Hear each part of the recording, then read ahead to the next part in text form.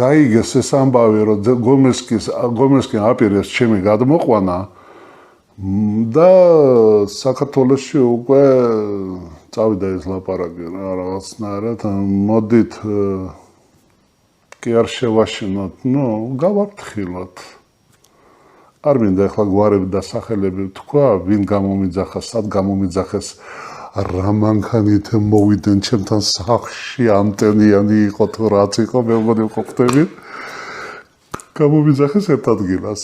მაგასაც არ გეტყვით, მაგრამ თქვენ ხვდებით. კოლმეურეობის თავმჯდომარის სახელის. ზუსტად. და ესე მოხდა, რომ 9 საათი მეუბნებოდნენ, რომ ეგრე არ შეიძლება, ესე გააკეთე, ეს არ შეიძლება. თორემ შენ თუ წახვალ თუ დარჩები, მშობლები ხო აქ არიან. ერთ ადგილას იმას იყო ეგეთი ლაპარაკი. რთული იქნებოდა, თან პატარა ბიჭი იყავით მაშინ. თან პატარა ბიჭი ვიყავი, არ შეიძლებოდა ეგეთი რაღაცა ჩემთვის, მაგრამ სამწუხაროდ მე ადრე არ ვიძახოდი მაგას, არ ლაპარაკობდი, ეს ჩემში იყო, გულში იყო ჩადებული, მაგრამ იყო ეგ მომენტი. და ეხლა ყვები თქვენთან, რომ შეშინება. წავედით ჩვენ რიგაში, ხო და 5-დან 3 მოვიგეთ, უნდა მოგვიგო ეს თამაში 3. ესე ისევ თამაშობდი, არასდროს არ მითამაში ესე შიშის.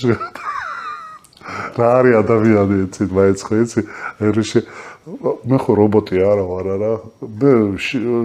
რა თქმა უნდა, შიშიც მქონდა ყველაფერი, ისეთ რაღაცები მითხრეს. ევროპა და ამერიკა იგულისხმებოდა, ხო ალბათ რომ იქ არ წახვიდაო, ხო? არა, რუსეთზე.